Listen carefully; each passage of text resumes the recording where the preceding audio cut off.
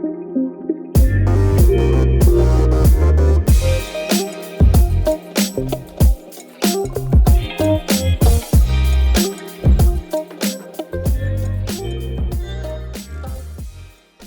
is going on, everybody?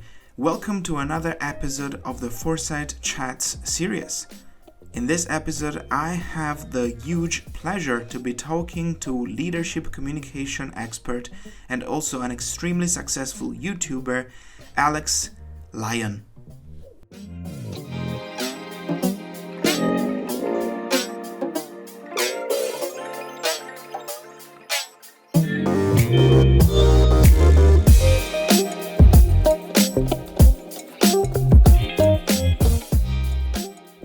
Alex is a professor of communication at the State University of New York.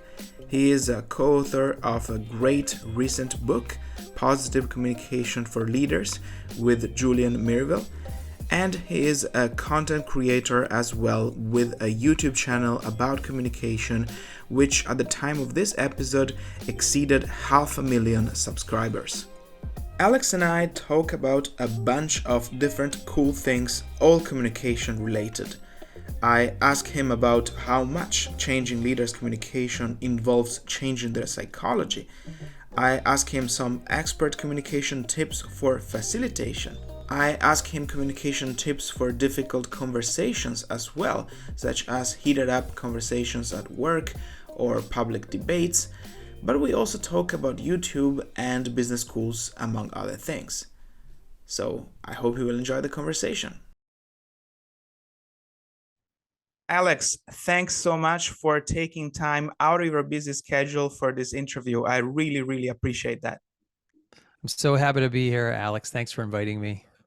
Of course. And by the way, I think there's going to be a lot of Alexes in this conversation. I want to warn the audience about that. So first of all, I want to give a big shout out to your great recent book on leaders communication with Julian Mirville. That is a clear book, it's a practical book, and it's a not nonsense book. It's full of excellent and memorable examples, and it really connected with me, because when I go through your book, when I go through your material on YouTube, I just think, man, I got to work on this communication thing. It really makes me realize I got to work on these things. But not only that, I also see the mistakes and the strengths of others' communication styles after having watched your YouTube videos and after having read your book. So I really want to thank you for the great material you're putting out there. It's been really helpful for me, and I just look forward to getting more of this in this conversation. So thank you for the great material you're putting out there and for making it so practical for the audience. Thank you, Alex. Well, thank you. I appreciate you mentioning it. We're really thrilled that the book has come out and is doing so well and people are receiving it well. So I appreciate that. Great. So I want to start by asking you a few questions that, so to speak, will peel the onion of your work on leaders' communication. So I'm going to start with a difficult question, if you don't mind. Sure. So changing leaders' communication style means changing their mindset, right? It means changing their manners in a way. So I want to ask you, to what extent do you think that interventions on leaders' communication can actually change their mindset? I'm asking this question because I want to know whether it has ever happened to you that you draw the line and say, hey, this is not for me to work on, it's rather for a psychologist to work on. When I'm working with clients, the issue of mindset is a very common issue. And the way I was taught years ago by my mentors that brought me along in the consulting and coaching world is to talk about it as a feedback loop. So on one side, you have the behavior that we're trying to coach them to do. Obvious example would be public speaking behavior, but there's a ton of other communication skills that we teach executives. And on the other side is mindset. So you have behavior and mindset. And those are 2 points of entry into the conversation, 2 points of intervention. So usually what I'll do is I'll talk about behaviors for a while. Let's say I was just working with a client and she needed to be a little more clear and concise in her update to the executive team. She was very nervous, very wordy, very long-winded, lots of fillers. And we started working on behaviors, but then it was obvious. She started talking about her mindset. She says, oh, well, one of the reasons I do this is because, and then she explained her mindset. So then I flip over to the other side and we work on mindset. I was like, so tell me more about that. What makes you think that? And usually what I'll try to do is help them replace whatever limiting mindset they have that's stopping them. Like, for example, perfectionism is probably one of the most common mindsets that causes people trouble. They feel as if they have to be perfect. And so then they get really anxious about even a regular update to their boss or certainly public speaking. And I think, okay, well, instead of thinking I have to be perfect, because then the mindset leads to behavior. If I have to be perfect, then I'm going to, let's say, read everything word for word right from my notes or my slides. And of course, that results in a terrible engagement, right? Nobody wants to hear them read their paper. And then they do that behavior and then they get a negative reaction like, oh boy, that person's not very good at communication. And that feeds that negative mindset that then creates them, oh, I have to be even more perfect next time. So it's a negative feedback loop. So we can enter the conversation and work on the mindset. Instead of being perfect, why don't you just focus on being helpful? Try to be helpful. Just engage, give helpful information, and it lightens up the whole mood. So we do work on both. You can't really be, I don't think, a coach of any kind nowadays without understanding mindset. The only time, Alex, I would ever kick it away is if they start. Coaches don't talk really about the past very much. We're not like therapists where you try to heal some trauma. We're just not qualified to do that. My wife is a professional therapist. But wherever we are, we can find a way forward. And that's really the difference between that more psychological therapeutic approach compared to even a communication coach. We work on mindset about as much as we work on behavior. So as long as there is no trauma involved, quote unquote, as long as it's a reframing issue, can we say when it's a reframing issue, then we can work on the mindset behind the communication, right? Yeah, exactly. And even if there is trauma, you can still make a ton of progress as a leader, as an executive. It's just that a communication coach is not qualified to help you heal that trauma. Yeah.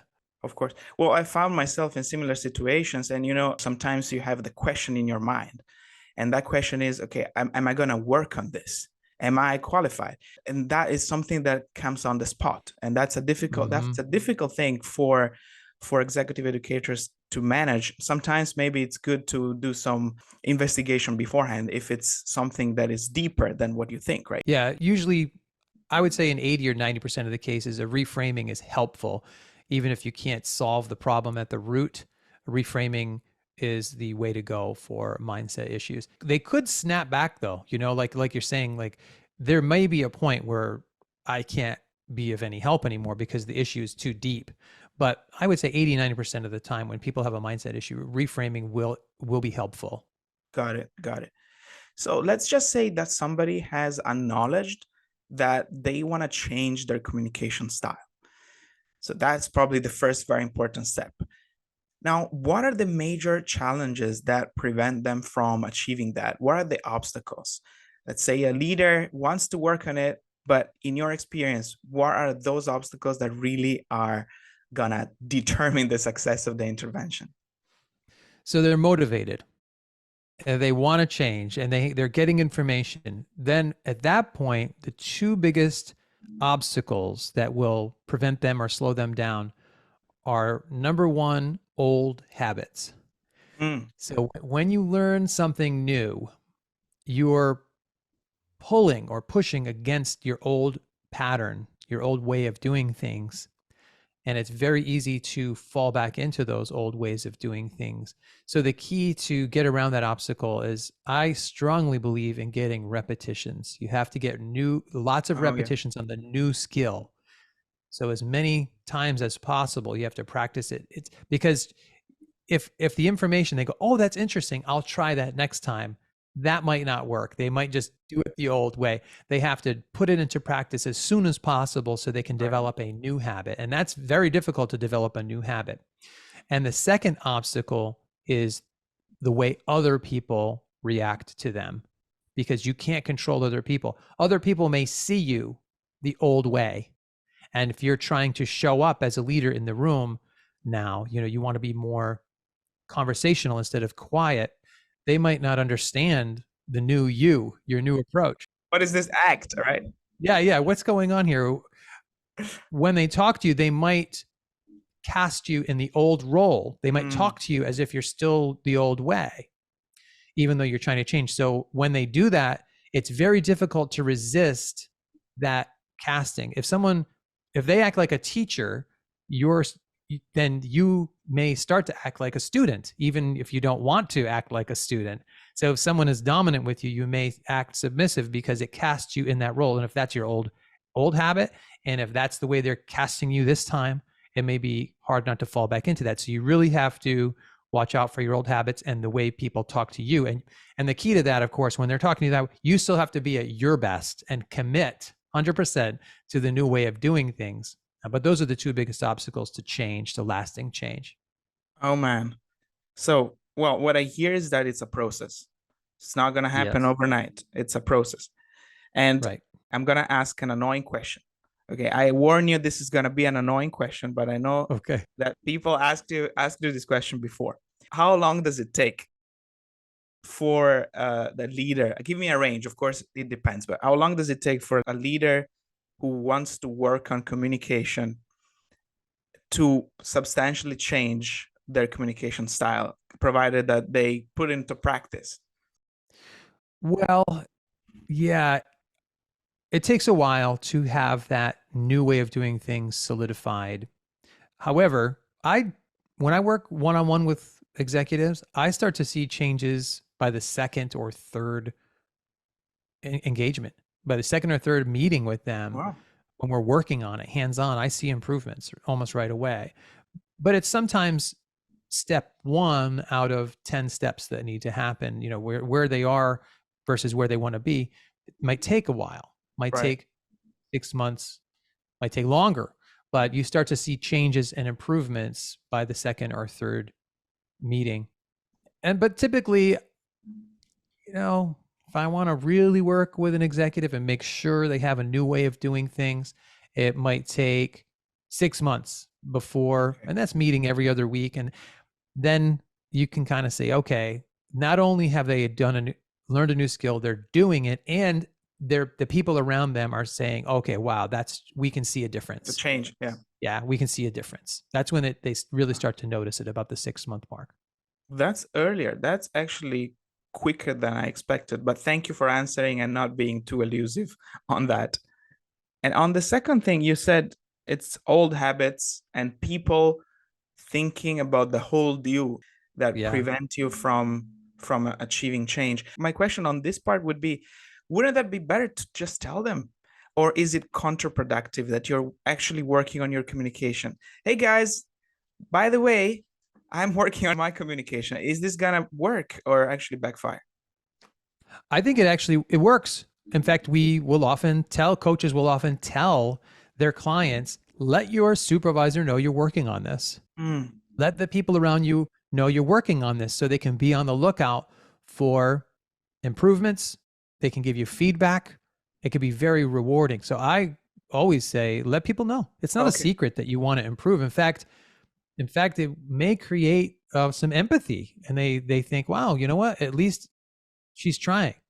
At least he's trying. I imagine. Yeah, they'll give you credit for being open and disclosing that and being willing to work on it and grow, and they'll give you credit for it, I think, in most cases. Right. Yeah. Now, you don't have to tell them everything, but you might say, I'm working on speaking up in meetings, so let me know how I'm doing. And I wouldn't say that during the meeting in front of the whole group. I would probably approach my supervisor and just tell my supervisor that offline, but let them know. I think it's helpful. It'll be even more motivating. In some ways, it'll create a sense of accountability. Like, oh, I told them I'm going to work on this, so I better do it. Live up to your expectations. I'm sure. I mean, at least it's going to do away with the surprise element, right? What is happening here? Exactly. So whenever we talk about these things, what I hear in the background, this is obviously implicit, but it's in the background, is that these interventions are done through an element that is always there. It's facilitation, I imagine, right? Yeah. And I guess this is a common element between me and you that many viewers and listeners might be interested in, because foresight, leadership, strategy are all subjects that are generally taught in a facilitation settings, right? And I'm sure a lot of viewers and listeners are either already facilitating groups of individuals or planning to do so. So I'm really curious to know, from the point of view of communication, right? From an expert of communication like you, do you have any tips for facilitators? Because as a facilitator myself, I'm always at loss at the lack of guidance, at the lack of literature. If you want to find the literature on facilitation, it's almost completely absent, right? So what do you say to facilitators from the point of view of an expert in communication? I learned a long time ago that if I just talked at people and expected them to react, that wasn't going to work. I also learned that if I said something and then asked for their opinion, that was not very effective either. So what I do is I try to think ahead about a specific concrete stimulus that I can put on the table for them to react to. So it could be a slide with a before and after image and ask them to react to that stimulus. I could give a small case study and ask them to form an opinion or a recommendation, get them engaged in something real and tangible, and have them come up with something to say to that stimulus. So we were talking earlier about how I view this as like a hockey game. So if you've ever watched a hockey game, the referee pulls out a puck numerous times during the game and the two hockey players are faced off ready to go, right? They're trying to get ready. They're waiting. And the referee throws the hockey puck down on the ice and everybody goes, with their sticks. That is the stimulus. The hockey puck is the stimulus. So as a facilitator, I try to throw something out there on the table, but something really concrete, and then ask people to react. And I believe because we have introverts, because we have extroverts, everybody's different. There's group dynamics at play. I really believe in giving people 20 seconds, 30 seconds to form their own thoughts first, write them down, just even a bullet point or two, and then have then talk. They even pair up first, perhaps, or talk in small groups, and then have a discussion in front of the whole group after that. I feel as if that combination really works. A stimulus, a clear question, let them think about it, write some notes down, talk among themselves, and then talk in the whole group. That flow usually works really well in terms of getting everybody engaged in the conversation. Oh man, you have just given some drops of wisdom there. I just want to touch on 2 points just to reiterate them. The thing that you put something concrete in is just absolutely valuable. I was told many times by colleagues to start with energizers, to start with slides, the typical advice. But I found my own way that what you just said is perhaps one of the best ways. So I want to second you on that. If you start with an example or a joke, or even maybe a pun that people has to decipher, so that get them going, that is basically a better icebreaker than, at least in my view, than the typical, okay, let's introduce ourselves in 30 seconds, one after the other. Those usually are killers, right? They sometimes even backfire and make people even more annoyed because they feel forced to share maybe something they don't want to share so early. But if you put, a stimulus just on the table and people have to react, awesome. I 100% agree with you. And the fact that you said, yes, let them think individually first, so they harness their individual thinking process, and then after that, put them in groups, so they harness the group dynamics. Awesome. Thanks for that. Alex, another thing I want to ask you about is those situations where the person we are talking to is not necessarily a bad communicator, but sometimes in a fight mode that is not necessarily taking our perspective, right? And I'm thinking about a lot of conversations that happen in the workplace with maybe your advisor or your supervisor or your colleagues even, where the person you're talking to is really unable to take your perspective, right?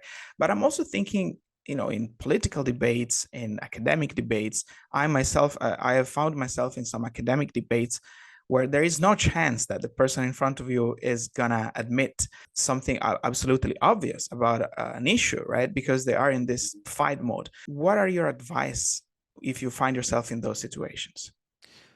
So in this situation, the other person is trying to, quote, fight in some way, right? They Right. want to win. Yeah.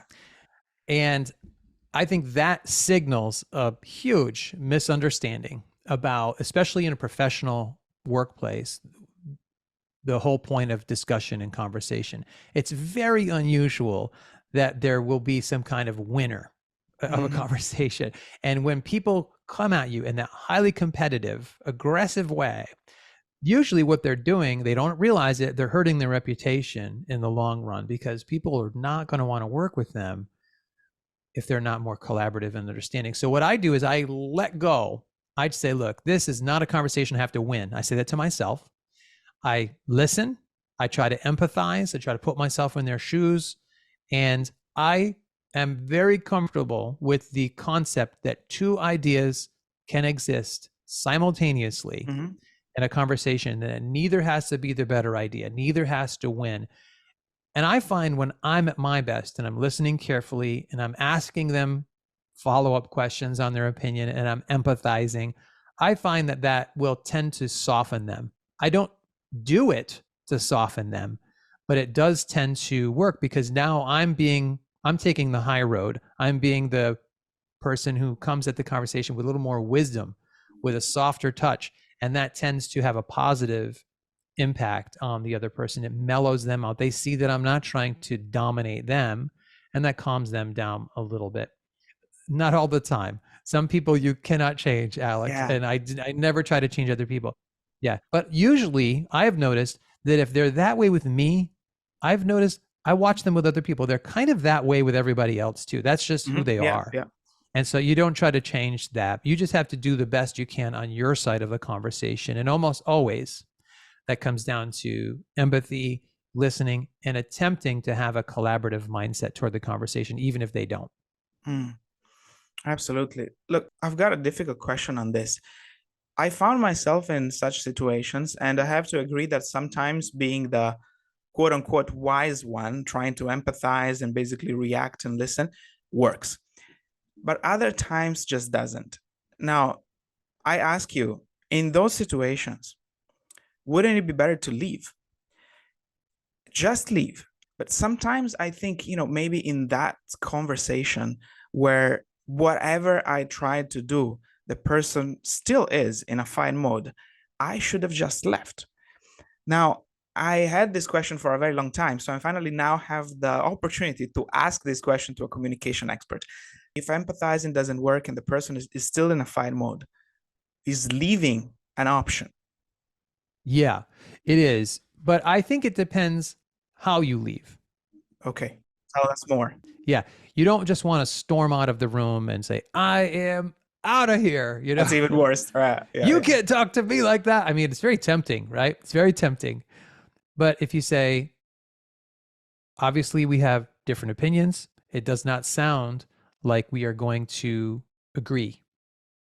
So what I suggest is that we pause this conversation until we both have more time to consider and reflect on it, and then possibly, the word is possibly there, possibly reschedule at a time where we can be in a more productive and cooperative mindset. And then that's it. Then you leave. And you know what? Who cares if that other meeting, that follow-up meeting ever happens? If they don't take that positive step toward you, I wouldn't reschedule. I've had that conversation with people many times over the years. Not many times, like a lot of times, when you collectively, maybe 5, 10, 15 times over my career, where I've had to say, this isn't going anywhere. I think we both see that. So why don't we just pause and come back to it later when we've cooled down a little bit, or when we think we might have a better way forward. And some of the time you have the follow-up and sometimes you don't, but at least you have saved yourself frustration, because otherwise you're not going to get anywhere with that person. Right. Okay, thanks for that. That's gold. I'm gonna apply that. And by the way, I think the word to emphasize is possibly here. That's the Yeah, key word, exactly. right? Just make sure to say possibly at some point of that. Possibly. Okay. When I talk to you about these things, what I realize, and I think it's just absolutely clear to anyone listening to us, is that these are super important foundational elements of not just leadership, but business, just working. If you ever are not going to work from home all the time, you're going to inevitably deal with communication issues. So this is a fundamental part of business that people should learn. But I'm just amazed that there are very few courses on communication in business schools, from a business school academic, from a business school educator. I'm just amazed that I think I've never seen a communication class in the programs I either took or taught into, right? And very rarely, correct me if I'm wrong, we see business communication professors, business communication educators. So why do you think that is the case? I'm curious. Why that is the case is up for debate. One of the reasons I believe that communication is either not in there or it's an elective, one class.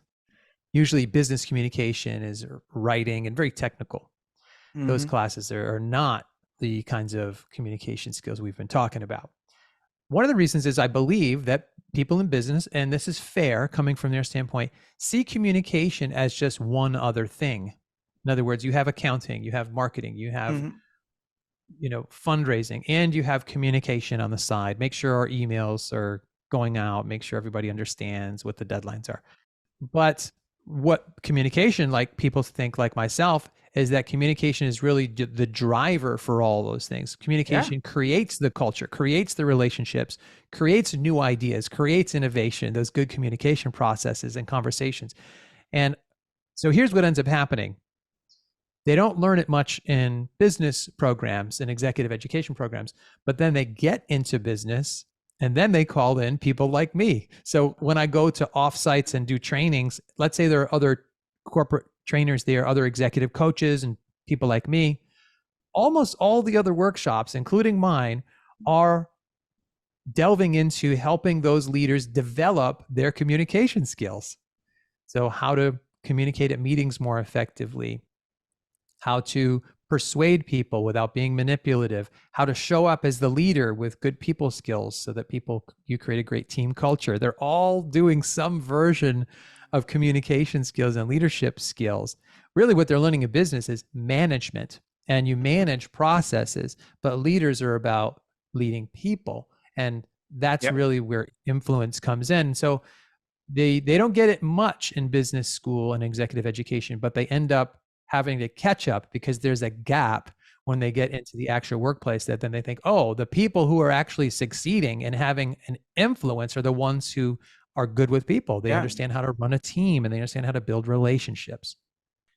So there is an upside down assumption there. What I guess it's assumed is that communication is just another thing with or without which things still work, right? Yeah, that's right. That's the assumptions. Strategy, marketing, operations, value chains, supply chains, they still work. And then there's communication, bad or good, but they still work. But rather what you're telling us is actually underneath is communication that makes these things work, at least to some extent, better, right? Yeah. So there should be some reframing over there. I guess that's not my job to reframe business school education, but that's very interesting what you just said. Among other things, you are also a YouTuber. I guess this is something we cannot completely omit. And in a way, you are embodying a trend that is a very interesting trend, and it's very likely to continue. Although from a 4Sight specialist point of view, I should not venture into predictions, but I'm going to say this trend of YouTube educators and YouTube pedagogy is likely to continue. But educators like you on YouTube are not many. And in fact, I guess there are many people out there who either see YouTube, many educators out there who either see YouTube with less favorable eyes, or maybe they're considering to use it, but they never got around to it. So from somebody who has achieved more than 500,000 subscribers on YouTube, and congratulations on that, by the way, what would you say to those who are considering to use YouTube among educators? Yeah, well, I think that YouTube and platforms like it are really the future. I Mhm. think that it's barely debatable anymore Mhm. because this kind of technology has completely transformed people's daily lives and has the potential to transform education. And it will transform education whether people like it or not. Yeah. So, going back a number of years, almost 8 years now, I said my students are always on their phone. I'm trying to do my teaching and they're always on their phone. And I said to myself, well, what are they looking at? Oh, they're looking at things like YouTube.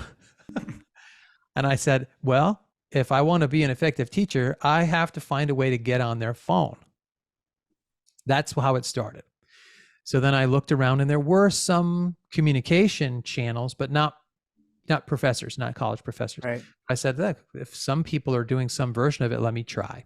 And so I did, and I found and actually ended up finding some college professors shortly after that that were doing it, that were pioneers.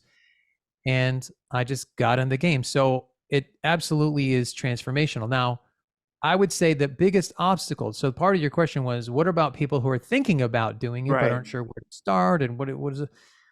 I found the biggest obstacle was that I didn't know anything about YouTube. I was a college teacher. I didn't own a camera. I didn't, and cameras on the phones at the time were not very good. I didn't know how to edit video. I didn't know how to make anything that you put up on YouTube. Right. One of my famous stories when I first started doing it, my SD card filled up, within, I don't know, a couple of videos. And I had to stop recording because I had an SD card that was full.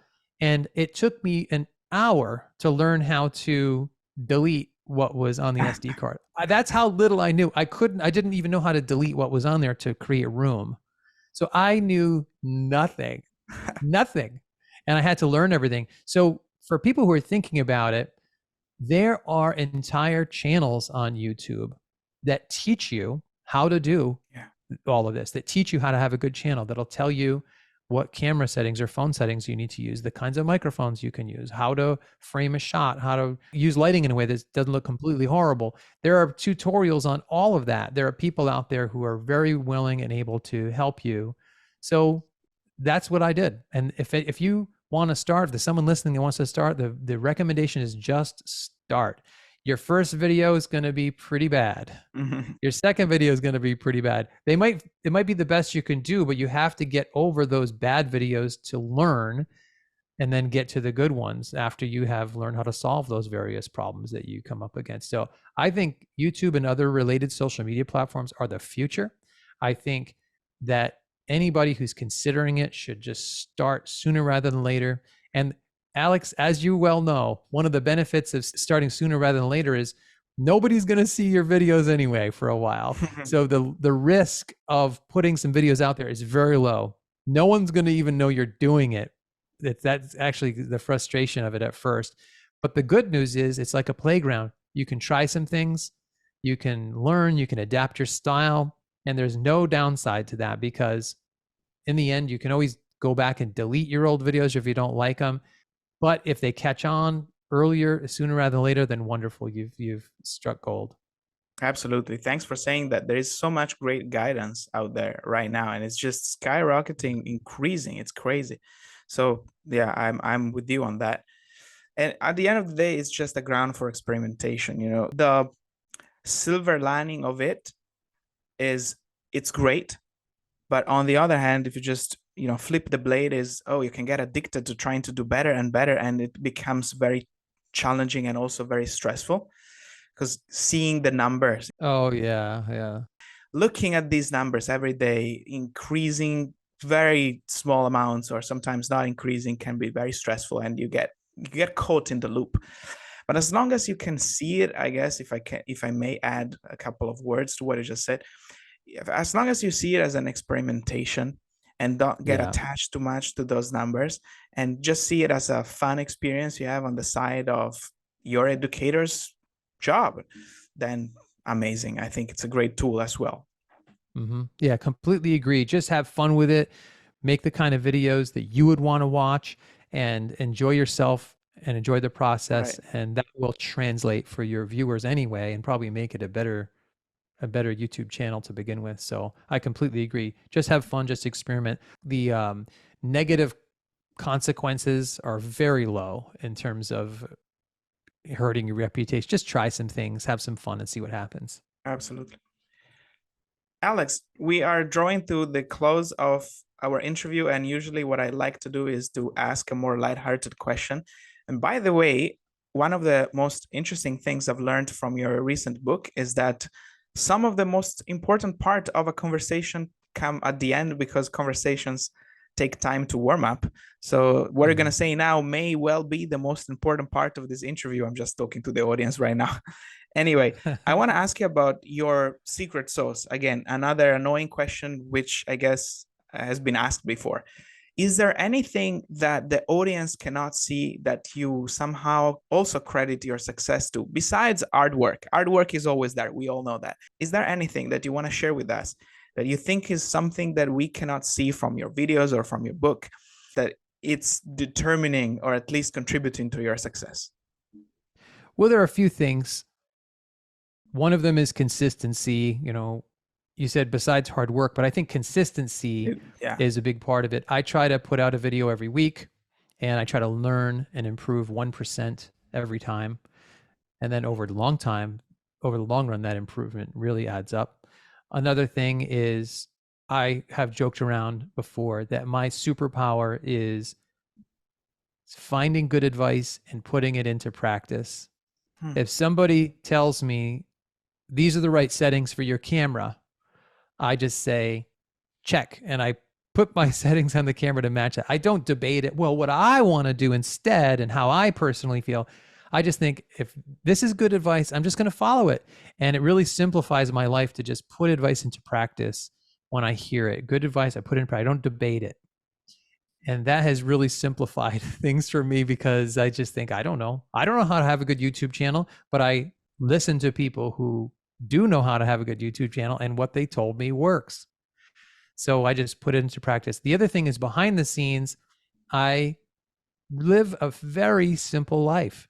Like I am on YouTube all the time and LinkedIn and, nowadays social media is everywhere. But really when the camera is off, I am a family man. I'm not trying to do anything spectacular in my daily life. I get up in the morning, I drop my son off at school with my wife, we exercise, and then I get to work. I try to eat well. I just have a very basic life. But that structure, that foundation, that simplicity allows me in my career to take some chances and to try some things and to attempt to innovate and to put myself out there because I know that my foundation is secure and I have confidence. I know who I am. And I'm not putting videos and content out there to feed my identity, my ego. I'm doing it because I really believe that I can help whoever is on the other end of the screen. That's my goal, is helping them, translating what I have learned in the classroom and research and working with clients into valuable content information for them. And I always keep the end user in mind. It's never really about me on my channel. It's not a lifestyle channel. It's not about making myself look good. It's about helping the viewer. And knowing who I am behind the scenes allows me to take that perspective. Because Alex, as you probably know, a lot of people, and you could probably think of people off the top of your head on social media, on YouTube, you can tell they're doing it for some kind of validation. Yeah, they're doing it to fill some gap in who they think they are. And I don't think that's an approach that is a good approach because it's never going to fill that hole. Well, we have seen a lot of amazingly successful vloggers going down really quickly for the reason you just said. What you said is just not just deep, but just the reality. So it is what it is. I'm thankful for what you're doing. And it's so clear, by the way, just let me tell you, it's so clear that what you're putting out there is practical and for the audience. every time I watch a video, there is a good takeaway, or maybe 2 or 3 takeaways. And you go home and say, okay, I can use this. And maybe you're not going to use it, but you could use it. So thank you for that. Right. Thank you. So where can we find you? I am connected with you on LinkedIn, and obviously I watch your YouTube videos, and those 2 things will be in the show notes. But beside that, am I unaware of something else I should put in the show notes? I have a website too, alexanderlyon.com. I have a communication coaching program on my website, and there's all kinds of free resources there, like a free class and free downloads. So alexanderlyon.com is a place you can also find me. But I really am into LinkedIn lately, as you probably know. I think it's an amazing platform for connecting with fellow professionals. That's how you and I kind of met. That's how we met. Yeah, it's a great place to find like-minded professionals. Thank you, Alex. Again, it was great. I am really grateful for this connection. I took out a lot of this, and I advise the audience to go check your YouTube channel, which is growing exponentially. So you might as well be there as well as a subscriber. Thank you for the great material you're putting out there, and hope to talk to you again. Thanks, Alex. Take care. Take care.